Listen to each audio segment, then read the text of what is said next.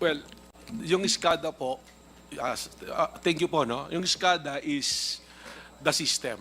Yung po yung, that's generic, yung parang yun yung, that is supervisory control and data gathering na ginagawa po nila. No? Yung Nari po, that is the brand of the equipment, hardware, software, na nilagay nung pumasok po ang NGCP. Before that, ang nandun po is GE, tsaka ABB. Bago pa po lahat yan, bago lahat yung mga system na yan, nilagay nila yung Nari. Kaya nung pinag-uusapan natin yung problema ng China, kaya po lumalabas yan, kaya may suspecha tayo. Dahil, kagaya ng explanation ko po, ulitin ko po kanina, ang cellphone natin, to iPhone, this is the hardware.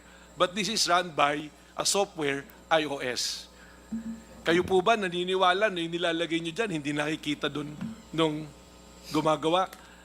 Knowing that ang Nari is proprietary. May source code po yan. Kanina sinabi, nasa kanila raw yung source code.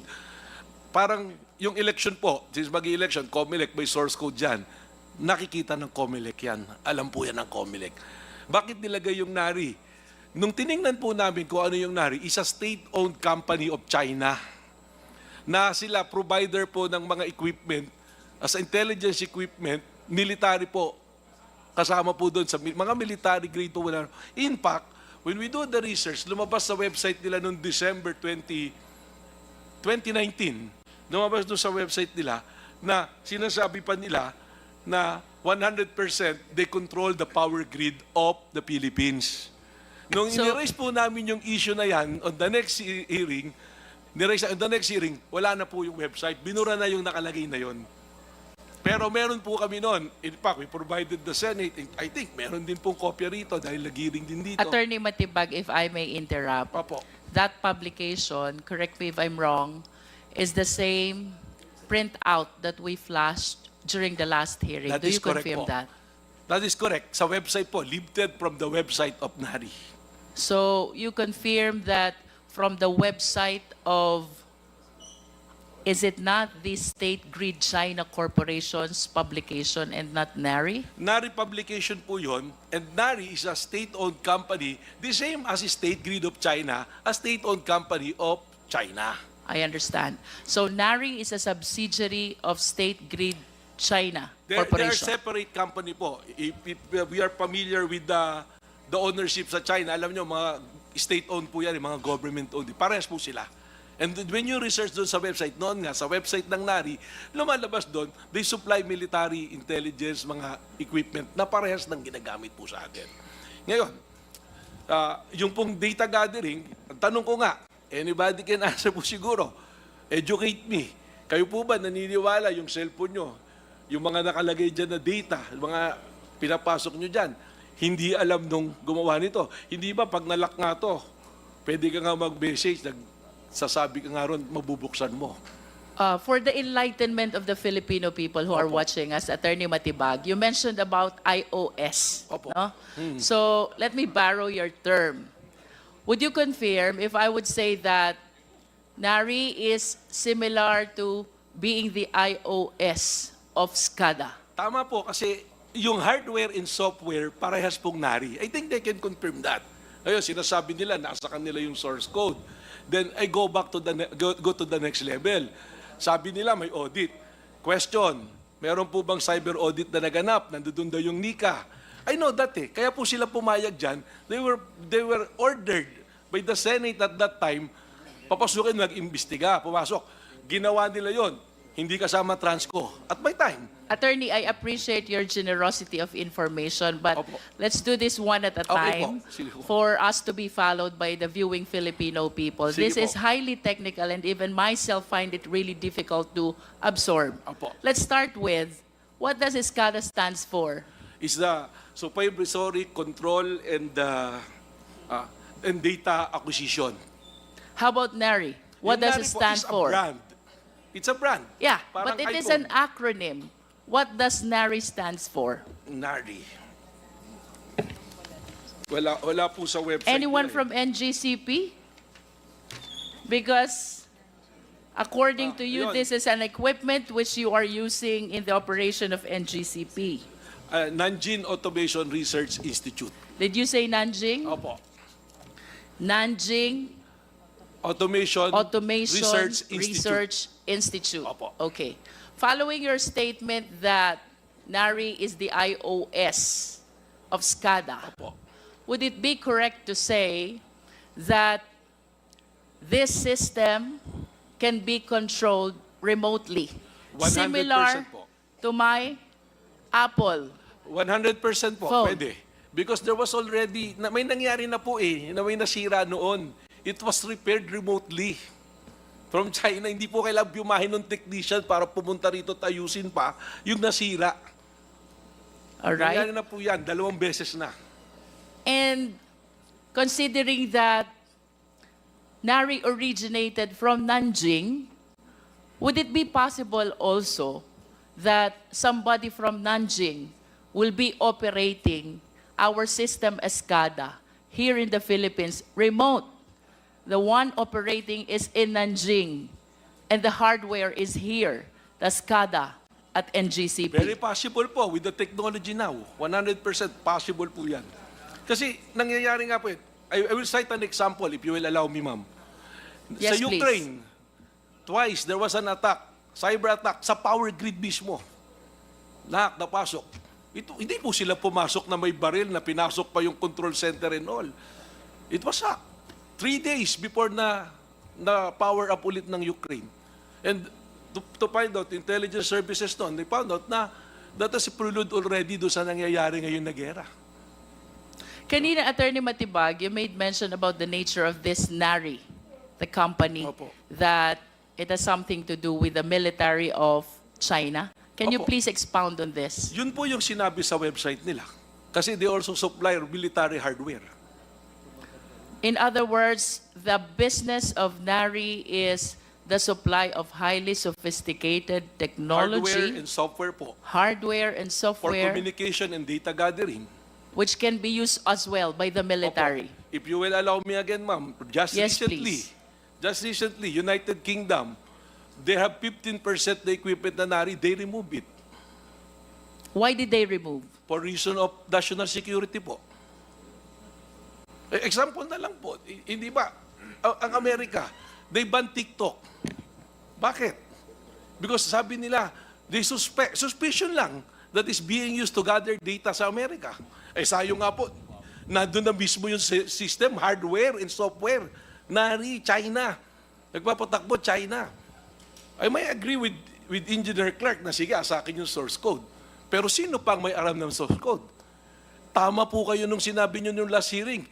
The creature cannot rise above the creator. Tama po yun. Ako, I'm certain of this. Huwag na po tayong magtalo sinong mas Pilipino, tsaka sinong hindi Pilipino, sinong kampi sa China. Hindi.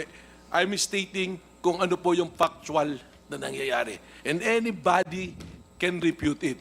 They may do so. Mr. Chair, considering that the informations which are being shared to us by Atty Matibag is indeed alarming, would it be possible for the committee to invite a representative from Nari, Nanjing Automation Research Opo, Research Institute. Institute?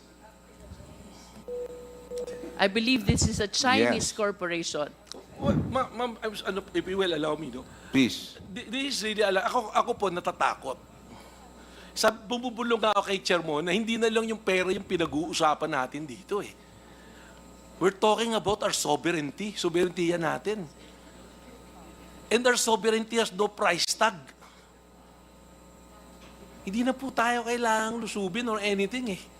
Kalikutin lang nila yung power grid natin. Just imagine, anyone who's listening now, and anyone who's saying na wala pupuntahan itong pinag-uusapan natin na to, isipin nyo lang, 1 linggo, 2 linggo, 1 buwan wala tayong kuryente.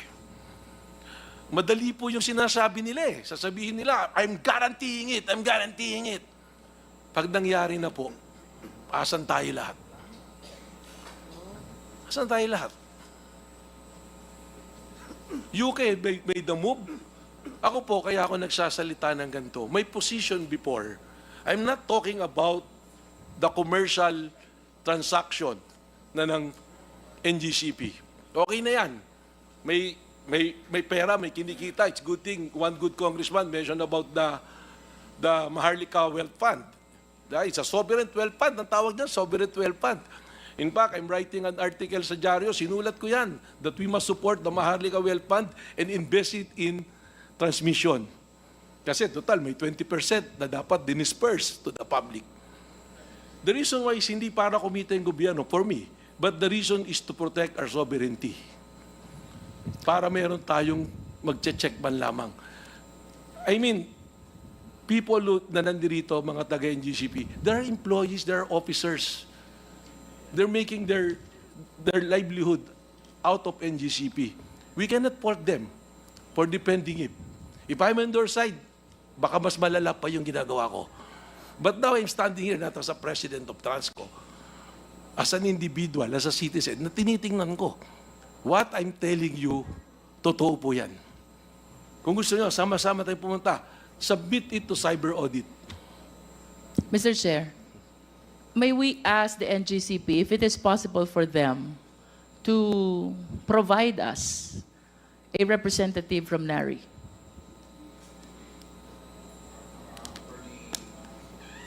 Can reply. Attorney Paul, Attorney... Mr. Chairman, can I pass the mic to Engineer Clark? Mr. Chair, I believe that the question is answerable simply by a yes or a no, whether they Yes. will provide a representative or not, with all due respect. They would like, the question is, can we ask Nari to appear before this committee? Can you help us I to believe we answer cannot, some questions that the committee has, even in an executive session? we'll try to ask our Chinese partners, but definitely, Mr. Chairman, at the moment, personally, I cannot. I do not even know a representative from Nari. Okay, thank you. Because this is a Chinese corporation.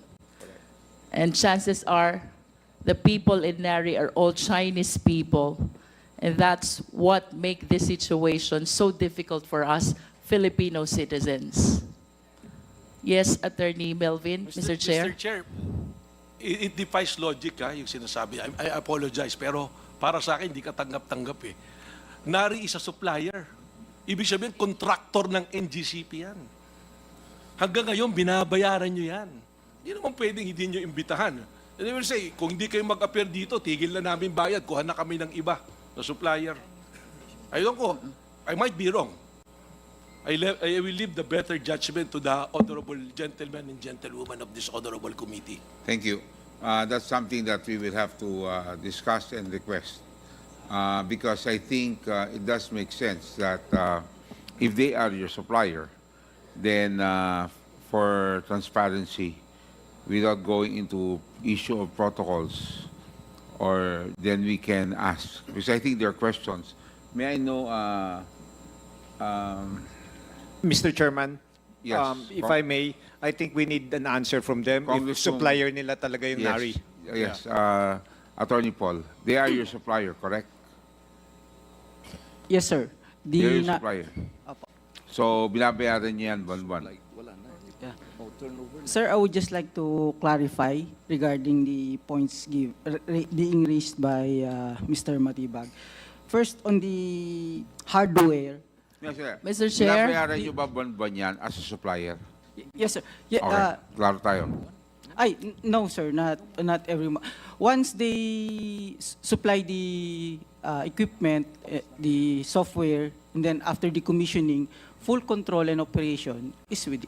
How is about, within us. after-sale service? You have, sir, we maintain maintenance service agreement with them. So kung Yun. may problem Yun, po, may ano pa yun. pupunta So, may sila. relationship pa rin kayo. Meron pa Thank rin you. po. Okay, klaro rin. Mr. Chairman, sorry again, no? Yeah, don't Pero go tomorrow. I couldn't understand bakit ang sagot ni attorney hindi niya kaya imbitahin. Eh meron palang working relationship sila. Attorney, That's why, with the answer of our technical partner, Mr. Chairman, we will endeavor that a representative from, if we can, Nari, will attend the next hearing. proceed. Mr. Chair. Before, kasi related to eh. Because I noticed the consultant for the regulatory reset of of ERC are foreigners, but they are here. Hindi po ba Chinese New Year sa kanila? Hindi po. So, yun lang po. I just have to make a point. Mr. Chair, we will go back to you, Atty Matibag. But please let this representation continue with the interpellation. Kanina po nabanggit yung Senate hearing. Our resource person relayed to us that President Almeda made a testimony about the cyber attacks, whether it is against the corporate system or the system of NGCP. I wish to be certain. The committee wishes to be certain. We have reports as well that in the same Senate inquiry, Transco consultant by the name Ronaldo Del Mundo testified that Nari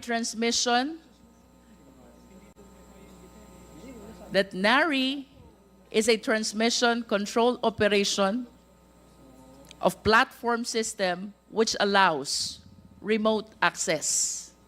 This is according to consultant Ronaldo Del Mundo of Trasco. And to add, Mr. Chair, in the same Senate inquiry, the same Mr. Del Mundo testified as well that Nari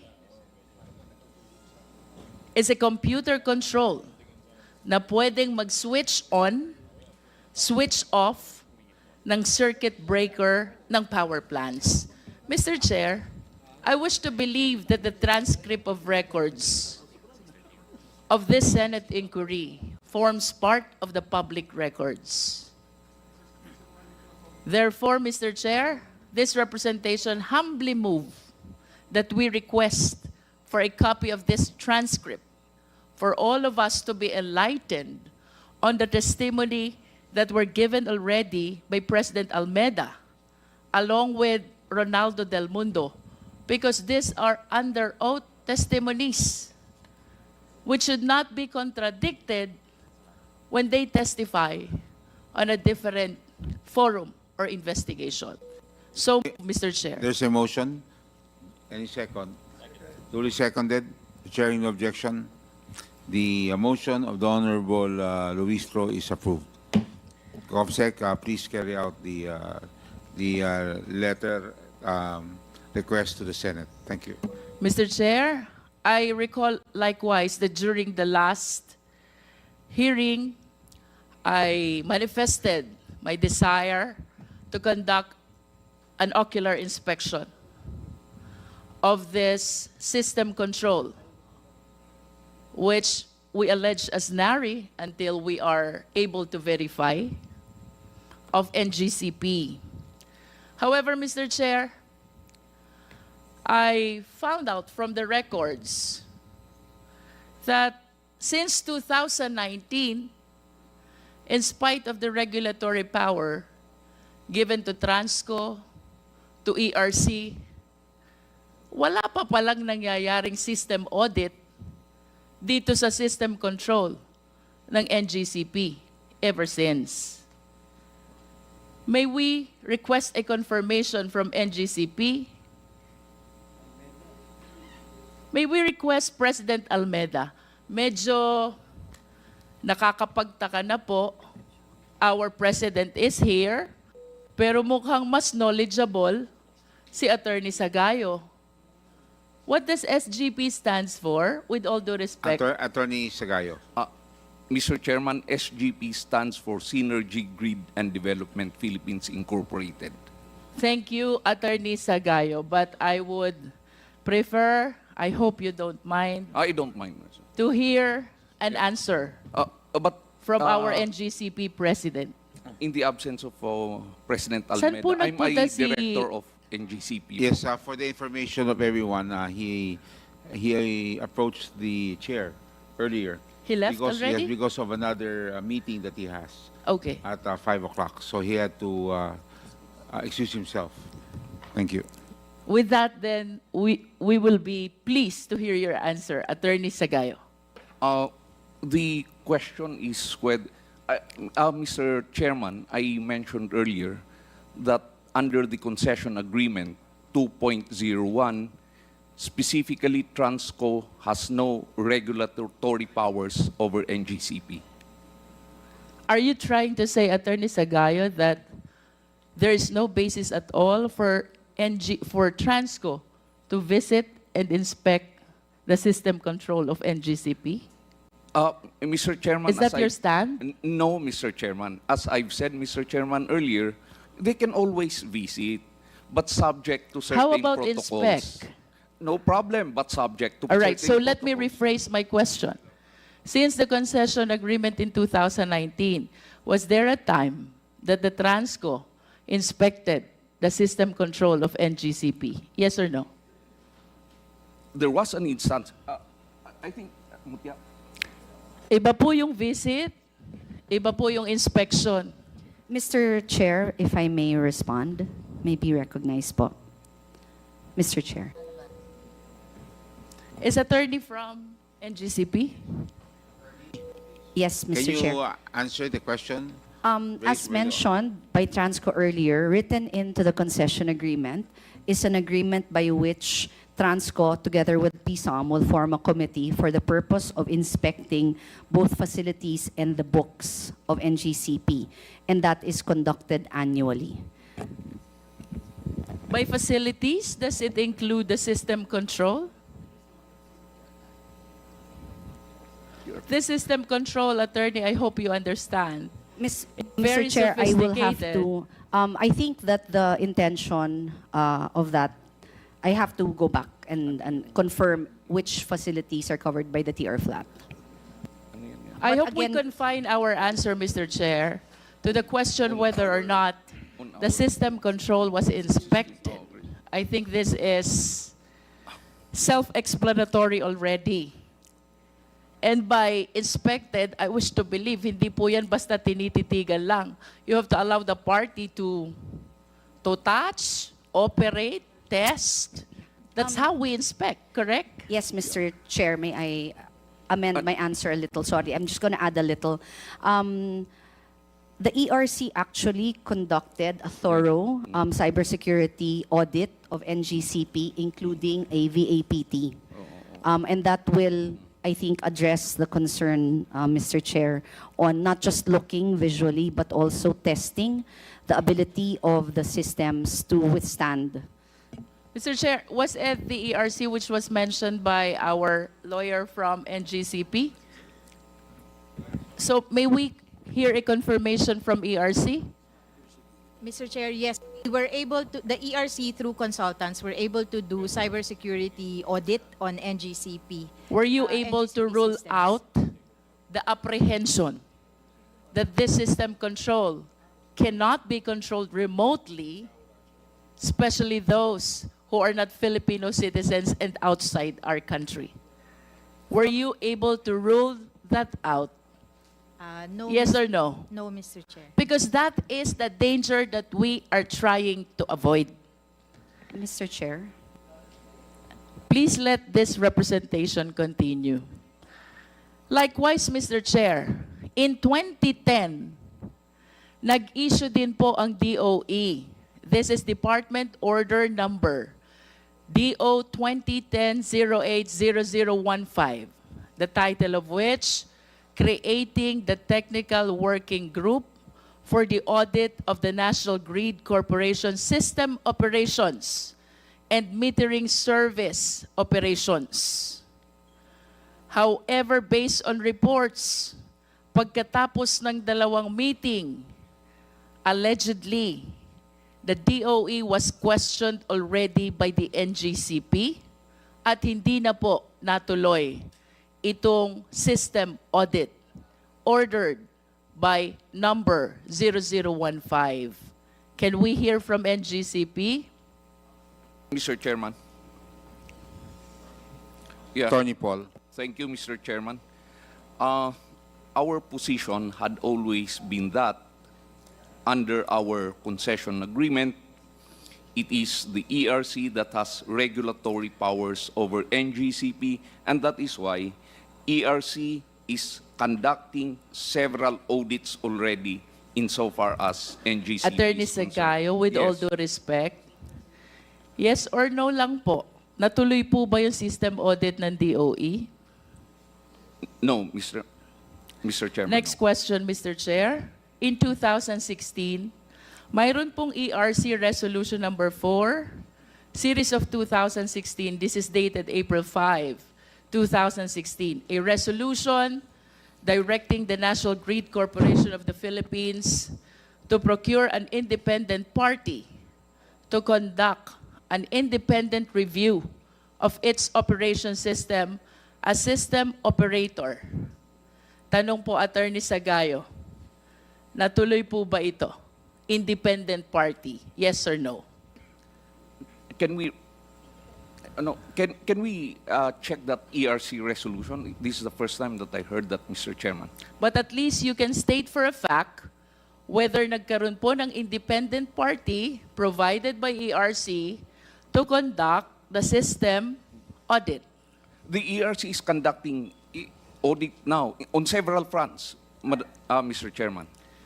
Mr. Chair, since the answer of Attorney Sagayon is not completely responsive to the question, may I direct this question to ERC? Kayo po ba ay nag-engage ng independent party to conduct the system audit? Not in the 2016 period, Mr. In other Chair. words, Attorney De Malanta, this ERC Resolution Number 4, Series of 2016, was never realized. That's what I was asking, Mr. Chair. That was before my time, but I understand it was not carried out either.